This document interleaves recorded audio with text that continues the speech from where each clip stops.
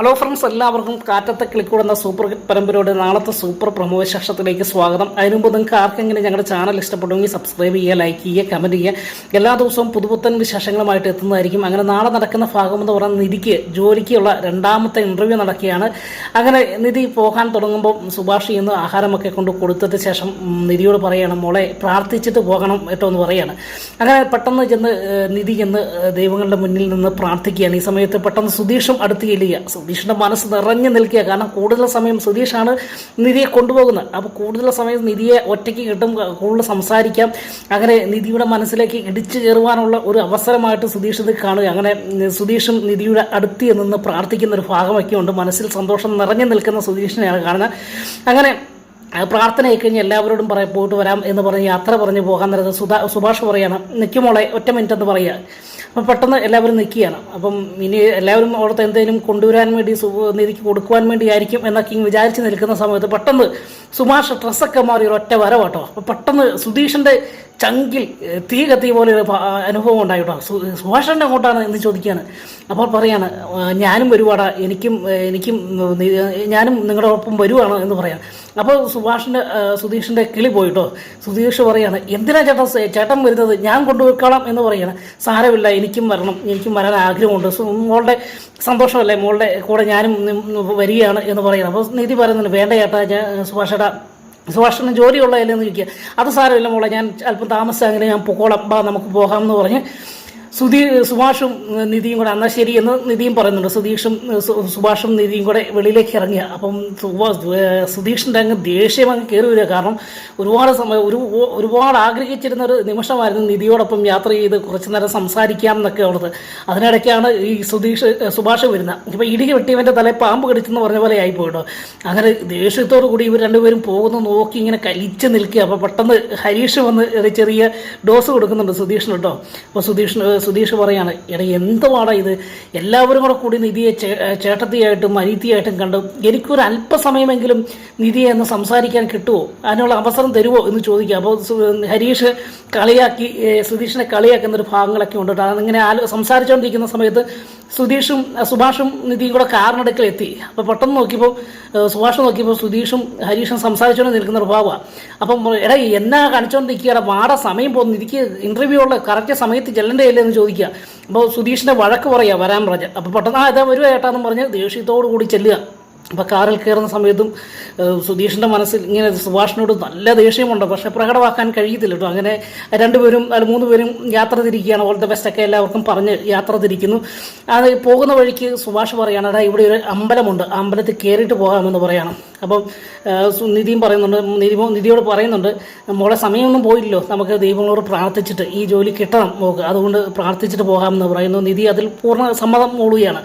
അങ്ങനെ സുധീഷ് ഒരു അമ്പലത്തിൻ്റെ മുൻപിൽ കൊണ്ട് നിർത്തിയിട്ട് ഇതാണോ സുഭാഷേട്ടാ എന്ന് ചോദിക്കുക. അപ്പോൾ ഇത് തന്നെയാണ് ഇറങ്ങി വരാൻ പറയുകയും അങ്ങനെ എല്ലാവരും കൂടി അമ്പലത്തിലേക്ക് പോയി പ്രാർത്ഥിക്കുക. തൊഴുത് ദൈവത്തോട് പ്രാർത്ഥിച്ചുകൊണ്ടിരിക്കുന്ന സമയത്ത് സുഭാഷും പ്രാർത്ഥിക്കാൻ കൂടെയുണ്ട് കേട്ടോ. സുഭാഷിനോട് സുധീഷ് അടുത്ത് എന്ത് പറയാ, എൻ്റെ ചേട്ടാ, എല്ലാവർക്കും സുധീഷിനും ഹരീഷിനും നികേഷിനും ഏട്ടത്തി, സുഭാഷേട്ടൻ അനിയത്തി, എനിക്കും കൂടെ ഒരു അവസരം താ, ഞാൻ നിധിയെ ആരായിട്ടാണ് ഇരിക്കുന്നത് എന്ന് ചോദിക്കുകയാണ്. നിങ്ങളിങ്ങനെ എപ്പോഴും അവളെ ഇങ്ങനെ നിധിയെ അനിയത്തിയും ചേർത്തിയൊക്കെ ആയിട്ട് കണ്ടു കഴിഞ്ഞാൽ ഒടുവിൽ നിധി പറയും, നിങ്ങളെല്ലാം എനിക്ക് സഹോദരങ്ങളാണെന്ന് പറയും, അങ്ങനെ ഒരു അവസരം ഉണ്ടാക്കല്ലേ എന്ന് പറയാണ്. അപ്പം സുഭാഷ് പറയാണ്, അതിനിപ്പോൾ എന്താ, അത് നല്ലതല്ലേ എന്ന് ചോദിക്കുക. അപ്പം സുധീഷിന് ദേഷ്യം വരും കേട്ടോ. സുധീഷ് പറയാം, ചേട്ടാ ഞാൻ എല്ലാത്തിനും 3 പേരെ ഞാൻ കൊല്ലു കേട്ടോ എന്ന് പറയുന്നൊരു ഭാഗമൊക്കെ ഉണ്ട്. അപ്പോൾ പെട്ടെന്ന് സുഭാഷിന് മനസ്സിലായി, സുധീഷിനെയും സഹോദരനായിട്ട് കാണുമോ എന്നൊരു ഭയം സുധീഷിനുണ്ട് എന്ന് തോന്നുകയും അങ്ങനെ സുഭാഷ്, എടാ സാരമില്ല പോട്ടെ, ഞാൻ ചുമ്മാ പറഞ്ഞതാണ് എന്ന് പറഞ്ഞ് അങ്ങനെ പ്രാർത്ഥനയൊക്കെ കഴിഞ്ഞ് എല്ലാവരും കൂടി യാത്ര ചെയ്ത് ഈ ഇൻ്റർവ്യൂ നടക്കുന്ന സ്ഥലത്ത് എത്തി കേട്ടോ. അവിടെ ചെന്നപ്പോഴത്തേക്കും സുഭാഷും നിധിയും ഇറങ്ങുന്നു. അങ്ങനെ മോളെ സമയം ഒത്തിരി പോയോ എന്ന് ചോദിക്കാം. അപ്പം നിധി പറഞ്ഞില്ല ചേട്ടാ, സുഭാഷേട്ടാ നേരത്തെ നമ്മളെത്തി എന്ന് പറയുകയാണ്. അങ്ങനെ എന്നാൽ ശരി മോള് പോയിട്ട് വരാൻ പറയാം. അപ്പോൾ സുഭാഷേട്ടനൊക്കെയോ ഞങ്ങൾ പോയിക്കോളാം എന്ന് പറയണം. അപ്പം സുധീഷ് പറയും, ഇല്ല ഞാൻ പോകുന്നില്ല, ഞാനിതൊക്കെ കഴിഞ്ഞിട്ട് നിധി വന്നിട്ട് പോകുന്നുള്ളൂ എന്ന് പറയാം. വേണ്ട സുധീഷ് പൊക്കോ, ഞാൻ ഇച്ചിരി താമസിക്കും, ഞാൻ വീട്ടിലേക്ക് വന്നോളാം എന്ന് പറയാം. അപ്പം സുഭാഷ് പറയാണ്, അത് സാരമില്ല മോളെ, അവനിവിടെ വെയിറ്റ് ചെയ്തോളൂ, അവന് വേറെ പണിയൊന്നും ഇല്ലല്ലോ എന്ന് പറയാം. അപ്പോൾ സുധീഷ് പറയാം, ചേട്ടാ എനിക്ക് വേറെ പണിയൊന്നും ഇല്ലാണ്ടല്ല, ഒരുപാട് തിരക്കുള്ള എന്നിടയിലും ഞാൻ നിധിക്ക് വേണ്ടി നിൽക്കുന്നത് മാത്രമേ ഉള്ളൂ എന്ന് പറയാം. അല്പം ജാട കാണിച്ച് നിൽക്കുകയാണ്. അപ്പം നിധി പറയുന്നുണ്ട്, പൊക്കോ എന്നാൽ പൊക്കോളാൻ പറയും. വേണ്ട, ഞാൻ പോകുന്നില്ല, ഞാൻ ഇവിടെ നിന്നോളാം, ഞാൻ വെയിറ്റ് ചെയ്തോളാം, നിധി പോയിട്ട് വരാൻ പറയുകയും അങ്ങനെ നിധി ഓൾ ദ ബെസ്റ്റൊക്കെ നിധിക്ക് ആശംസകളൊക്കെ അറിയിച്ച് നിധി ഓഫീസിലേക്ക് കയറി പോകുന്നു. സുഭാഷും സുധീഷും മാത്രം കാരണം നിൽക്കുമ്പോൾ സുധീഷ് ചോദിക്കുക, ചേട്ടൻ ഇനി എങ്ങനെയാണ് പോകുന്നത് എന്ന് ചോദിക്കുമ്പോൾ ഞാൻ ഏതെങ്കിലും വണ്ടി വിളിച്ച് പൊക്കോളാം എന്ന് പറയാണ്. വേണ്ട, ഞാൻ കൊണ്ടുവിടാമെന്ന് പറയാം. അപ്പോൾ സുഭാഷ് പറഞ്ഞു, വേണ്ട, നീ നിധിയായിട്ട് തിരിച്ച് വന്നാൽ മതി എന്ന് പറയാം. അപ്പം സുധീഷ് പറയുന്നുണ്ട്, ഇല്ല ചേട്ടാ, താമസം ഉണ്ടാകും, അതുകൊണ്ട് സുഭാഷ് ചേട്ടനെ ഞാൻ ബസ് സ്റ്റോപ്പിൽ കൊണ്ട് വിട്ടിട്ട് പൊക്കോളാം, വന്നോളാം എന്ന് പറയാം കേട്ടോ. അങ്ങനെ സുഭാഷിനെ കൊണ്ടുപോയി വാഹനത്തിൽ കൊണ്ടുപോയി സുധീഷ് വിടുന്നു. അതിനുശേഷം കാണുന്ന ഭാഗം എന്ന് പറയുന്നത് നമ്മുടെ സുനന്ദനെയാണ് കാണുന്നത് കേട്ടോ. സുനന്ദയുടെ വീട്ടിൽ സുനന്ദയുടെ വിവാഹമൊക്കെ കഴിഞ്ഞ് ഭർത്താവിൻ്റെ വീട്ടിലേക്ക് പോകുവാൻ വേണ്ടി തയ്യാറാകുകയാണ്. അതുപോലെ സുനന്ദയുടെ ഭർത്താവിൻ്റെ അച്ഛനും അമ്മയും ബന്ധുക്കാരൊക്കെ സുനന്ദയെ കൊണ്ടുപോകാൻ വേണ്ടി വന്നിരിക്കുക.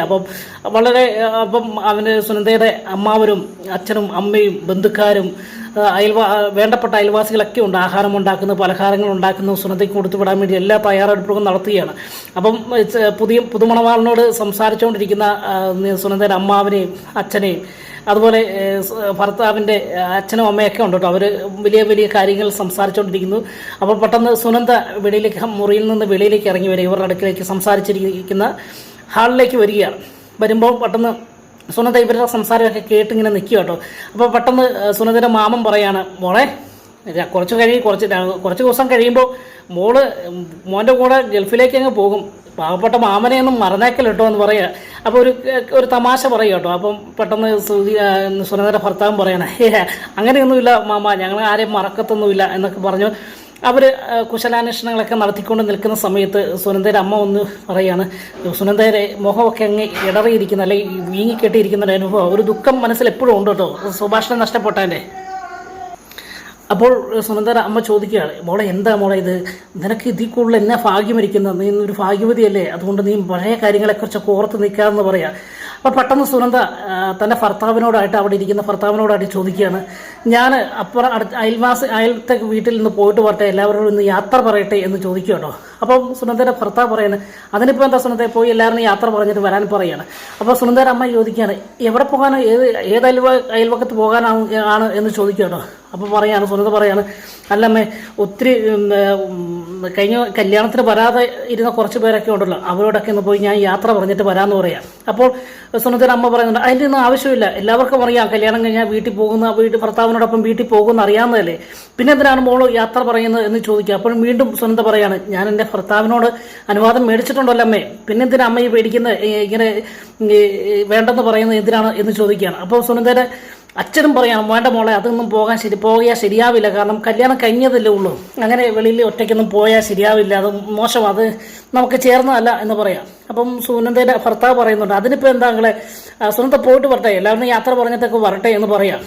അങ്ങനെ വീണ്ടും സുനന്ദയെ തടയാൻ തൻ്റെ അമ്മയും അച്ഛനും ശ്രമിക്കുമ്പോൾ സുനന്ദ പറയാണ്, ഞാൻ എൻ്റെ ഭർത്താവിനോട് അനുവാദം മേടിച്ചിട്ടുണ്ടല്ലോ, പിന്നെ എന്തിനാ അമ്മ ഇങ്ങനെ പേടിക്കുന്നത്, ഞാനെങ്ങും പോവല്ലോ, ഞാൻ എൻ്റെ അയൽവാസികളോട് വേണ്ടപ്പെട്ടവരല്ലേ, അവരോടൊക്കെ ഇന്ന് കല്യാണത്തിന് വരാത്തവരൊക്കെ യാത്ര പറഞ്ഞ് സന്തോഷത്തോടു കൂടി മടങ്ങി വരാമെന്ന് പറയാം. അങ്ങനെ സുനന്ദയ്ക്ക് വീണ്ടും അനുവാദം ഭർത്താവ് കൊടുക്കുന്നു. അങ്ങനെ സുനന്ദ വേഗത്തിൽ സുഭാഷിൻ്റെ വീട്ടിലേക്ക് വെച്ച് പിടിക്കുക കേട്ടോ. ഈ സമയത്ത് പെട്ടെന്ന് സുനന്ദയുടെ അച്ഛൻ കണ്ണു വെച്ച് തൻ്റെ അമ്മേനെ കാണിക്കുക, സുനന്ദയുടെ അമ്മേനെ കാണിക്കുക, പുറകെ ചെല്ലാൻ പറയാം. അങ്ങനെ പെട്ടെന്ന് സുനന്ദയുടെ അമ്മയും വെപ്രാളത്തോടു കൂടി സുനന്ദയുടെ പുറകെ ചെല്ലുക, പുറകെ ചെന്ന് നിൽക്കരി അവിടെ നിന്ന് പറയാം. അപ്പോൾ പെട്ടെന്ന് സുനന്ദ നിൽക്കുന്നില്ല കേട്ടോ.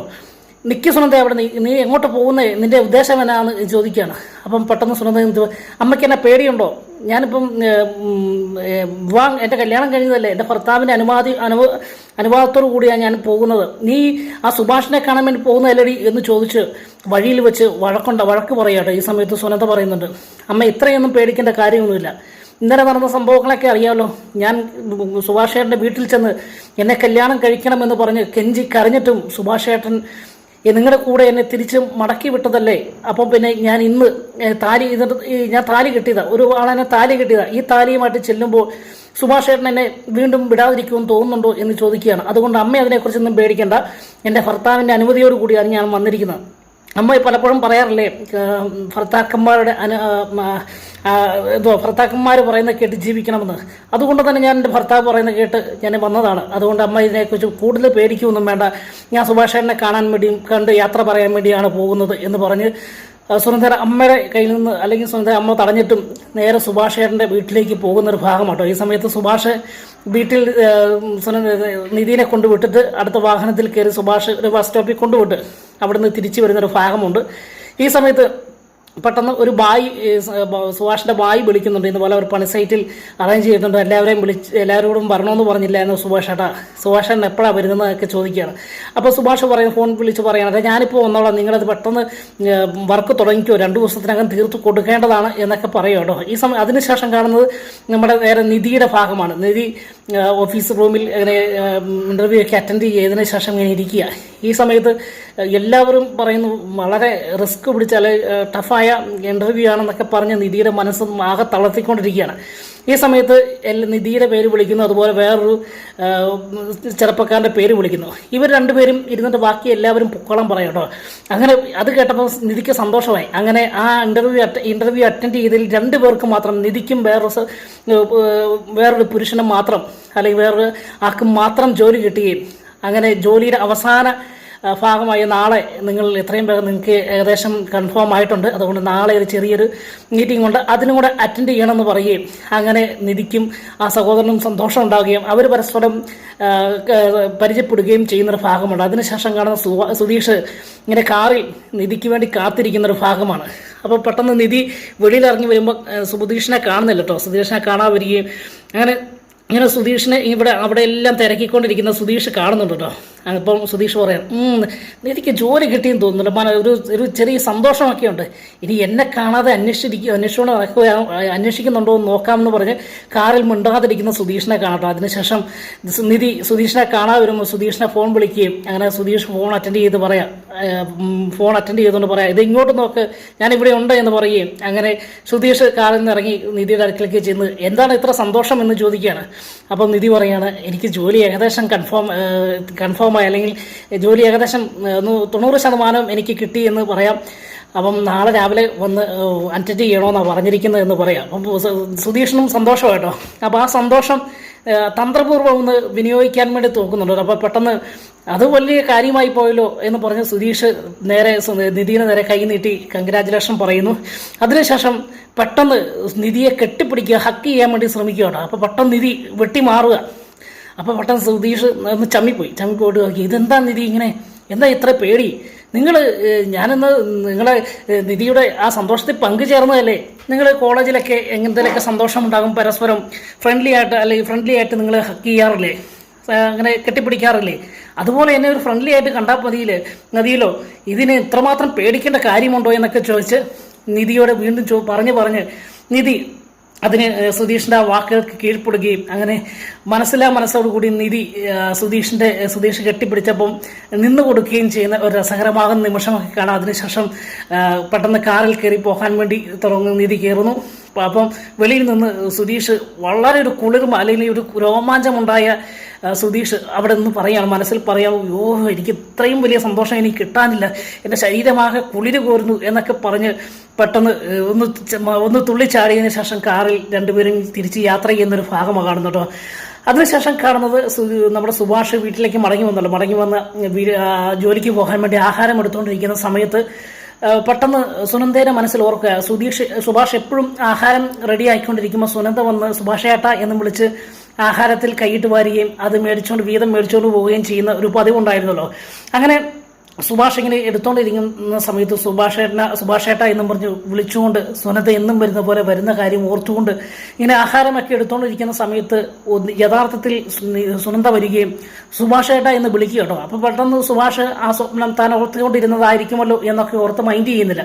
വീണ്ടും സുഭാഷേട്ട എന്ന് വിളിക്കുമ്പോൾ പെട്ടെന്ന് സുഭാഷ് തിരിഞ്ഞു നോക്കുമ്പോൾ സുനന്ദ സാരിയൊക്കെ കൊടുത്ത് ടിപ് ടോപ്പായിട്ട് നിൽക്കുന്നൊരു ഭാഗമാണ്. പെട്ടെന്ന് ഞെട്ടിപ്പോവും കേട്ടോ. അപ്പോൾ സുഭാഷ് ചോദിക്കുകയാണ്, സുനിത നീ എന്താ ഇവിടെ എന്ന് ചോദിക്കുകയാണ്. കയറി വരാൻ പറയുകയും അന്താളിച്ചതിന് ശേഷം കയറി വരാൻ പറയുകയും അങ്ങനെ അടുത്ത് ചെന്ന് എന്തുണ്ട് വിശേഷം എന്നൊക്കെ ചോദിക്കും, എങ്ങനെയുണ്ട് കല്യാണമൊക്കെ എങ്ങനെയായി എന്ന് ചോദിക്കും കേട്ടോ. അപ്പം ഒരു പെട്ടെന്നൊരു ചമ്മലും വിഷമവും ഒക്കെ സുഭാഷിൻ്റെ മനസ്സിലുണ്ട്. അപ്പം സുനന്ദയുടെ മനസ്സിൽ സുനന്ദയുടെ മുഖം ഓൾറെഡി അല്ലെങ്കിൽ ദുഃഖിതയായിട്ട് തന്നെയാണ് നിൽക്കുന്ന. കല്യാണം കഴിഞ്ഞെങ്കിലും സുഭാഷിനെ വിട്ടുപോയതിന്, സുഭാഷിനെ നഷ്ടമായതിൻ്റെ ആ വേദന പ്രകടമാക്കി കാണാം, സുഭാഷിന് കാണാം കേട്ടോ. അങ്ങനെ സുഭാഷ് അതൊന്നും പ്രകടമാക്കാതെ സുനന്ദയോട് വിശേഷങ്ങളൊക്കെ ചോദിക്കുക, എന്തിന് എങ്ങനെയുണ്ട് ഇന്ന് എന്നൊക്കെ ചോദിക്കുക, വിശേഷം കല്യാണം എങ്ങനെയുണ്ടായിരുന്നു എന്നൊക്കെ ചോദിക്കുകയാണ്. അപ്പോൾ സുനന്ദ പറയാണ്, കുഴപ്പമില്ല സുഭാഷേട്ടാ, ഞാൻ ഇന്ന് പോകുകയാണ്, അതുകൊണ്ട് സുഭാഷേട്ടനോട് ഒന്ന് യാത്ര പറഞ്ഞിട്ട് പോകാൻ വേണ്ടിയാണ് വന്നത് എന്ന് പറയുകയാണ്. അപ്പോൾ സുഭാഷ് ചോദിക്കുന്നത് ഇന്ന് പോവുകയാണോ എന്ന് ചോദിക്കുക. അതെ സുഭാഷേട്ടാ, നീ സുനന്ദ ഒറ്റയ്ക്കാണോ വന്നത് അതോ ഇനി പറയാതെയാണോ വീട്ടിൽ നിന്ന് വന്നതെന്ന് ചോദിക്കുക. അന്നേരം പെട്ടെന്ന് വെളിയിലേക്കൊക്കെ നോക്കുന്നുണ്ട് സുഭാഷേട്ടോ, ആരെങ്കിലും കൂടെ ആണോ വന്നത് എന്നൊക്കെ. അന്നേരം സുനന്ദ പറയാണ്, ഞാൻ അമ്മയോട് പറഞ്ഞിട്ടാണ് വന്നത്, അമ്മയോട് ഭർത്താവിനോട് പറഞ്ഞിട്ടാണ് വന്നത് എന്ന് പറയാം. അപ്പോൾ സുഭാഷ് കഴുത്തേലേക്ക് നോക്കുന്നുണ്ട് താലി. അപ്പോൾ താലി അകത്തെടുത്തിട്ട് സാരിയുടെ അകത്തെടുത്തിട്ടേക്കുക. പെട്ടെന്ന് സുനന്ദ താലി എടുത്ത് വെളിയിലേക്ക് ഇട്ട് സുഭാഷയുടെ കല്യാണം കഴിഞ്ഞു എന്ന് പറയുകയും അങ്ങനെ ഇതാണ് താലി എന്ന് പറഞ്ഞ താലി എടുത്ത് കാണിക്കുന്നൊരു ഭാഗമൊക്കെ ഉണ്ട്. അപ്പോൾ സുഭാഷിൻ്റെ മനസ്സ് പൊട്ടിത്തെറിക്കുന്നൊരു ഭാഗമുണ്ട്. പക്ഷേങ്കിൽ അത് പ്രകടമാക്കാതെ മനസ്സിലൊതുക്കി സുനന്ദയെ സങ്കടപ്പെടുത്താതിരിക്കുവാൻ സുഭാഷ് ശ്രമിക്കുന്നു. അതിനുശേഷം സുഭാഷിനോട് പറയാണ്, ഞാൻ പോവുകയാണ്, ഇനി ഞാൻ എവിടെ പോയെങ്കിൽ ദുബായിലും ഗൾഫിൽ എവിടെ പോയാലും സുഭാഷേട്ട എന്നൊരു വിളി അതിൻ്റെ മനസ്സിൽ നിന്ന് ഒരിക്കലും മായില്ല.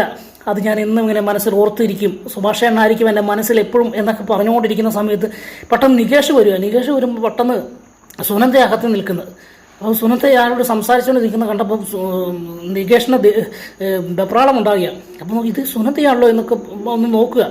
പെട്ടെന്ന് കണ്ണൊക്കെ ഒന്ന് തിരിയുന്നുണ്ട്, ഇത് സുനന്ദ തന്നെയാണോ അതോ സ്വപ്നമാണോ എന്നിങ്ങനെ ചിന്തിക്കുമ്പോൾ സുനന്ദ തന്നെയാണ്. താലിമാലയൊക്കെ കെട്ടി ഇതായിട്ട് സുഭാഷുമായിട്ട് സംസാരിച്ചുകൊണ്ടിരിക്കുന്ന ഭാഗമാണ്.